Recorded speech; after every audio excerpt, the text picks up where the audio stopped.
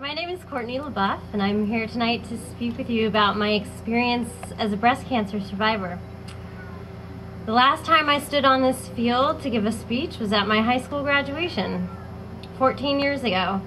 Back then, I was Courtney Harrington, 17 years old, on my way to college, and ready to tackle the world. Although much has changed, I'm still that same girl, and I'm still tackling the world. Tonight, I'd like to share with you 3 important messages, things that I've learned during my journey with breast cancer, in the hopes that my message can prevent another young woman from having to face the same uphill battle that I fight. The first lesson is get to know your bodies and remember that you are in charge of your health. Ladies, to put it bluntly, feel your boobies. Know what they feel like so that if there's ever any changes, you'll be able to detect those changes. This is how my story started. A few weeks before my 30th birthday, I discovered a lump in my left breast. And I did what they tell you to do. I went to my doctor, who told me it was probably nothing, but let's go have a mammogram and an ultrasound just in case. So I was sent to a radiologist, and the radiologist looked at my films and said, yeah, it's probably just dense breast tissue. You have nothing to worry about. You're young, healthy, and you have no family history of breast cancer. I was relieved. That's what you want to hear, right?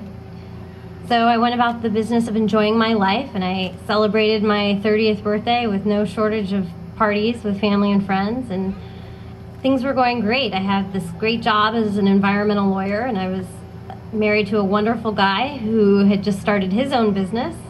Life really couldn't have been going any better for us. And then things started to fall apart. Over the next few months, I began noticing strange symptoms. My once healthy body started to give out on me. Chest pain, back pain, side pain, pelvic pain, leg pain became frequent visitors.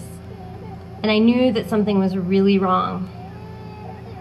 As the months wore on, my symptoms just got worse and worse, and before long I wasn't able to do things that I love to do, like swimming and yoga. Even walking became excruciating. My body just ached and grew more painful with each day. And eventually it got to the point where I couldn't make the 5-minute walk from my house to the train that I take to work.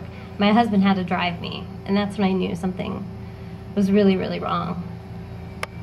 So just over a year ago, on April 17th, 2008, I was diagnosed with stage 4 breast cancer.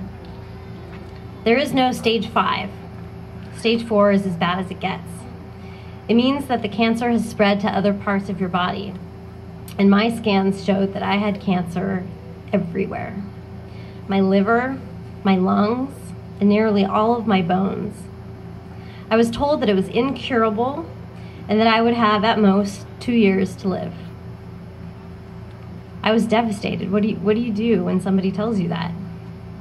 You think, how could this happen to me? I did everything I was supposed to do.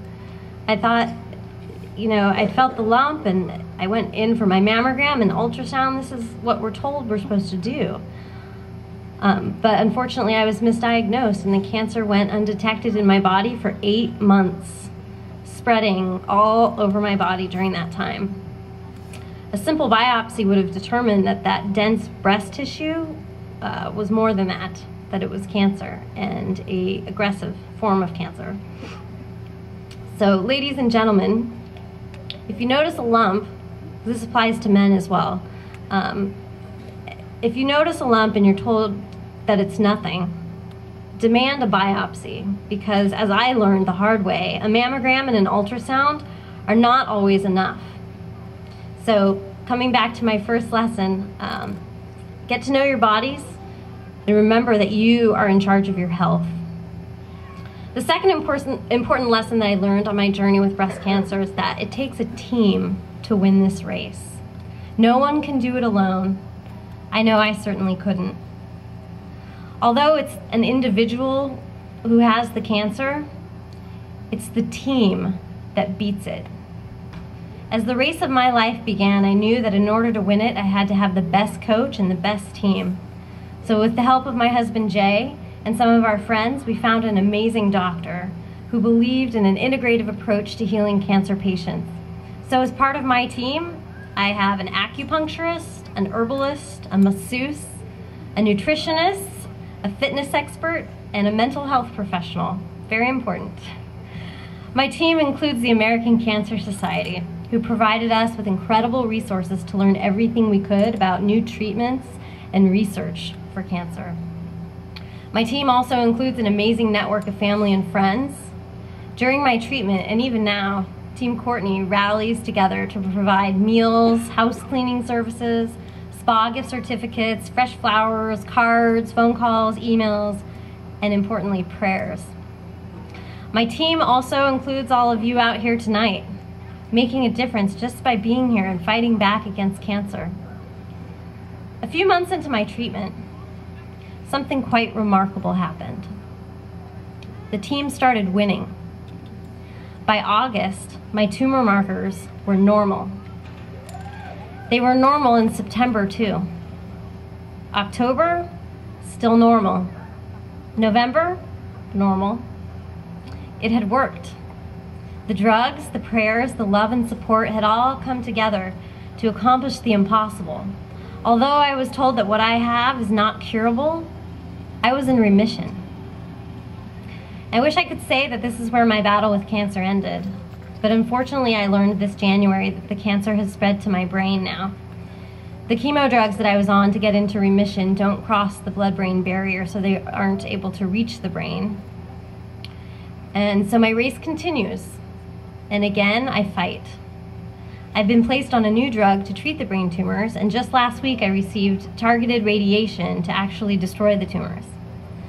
I've come so far in such a short period of time, and my body has so far not let me down, and I have no doubt that I will again soon be cancer-free. With the support of people like you who are out here tonight taking part in the Relay for Life, I also have no doubt that a cure is just around the corner. This brings me to my third lesson that I've learned on this journey.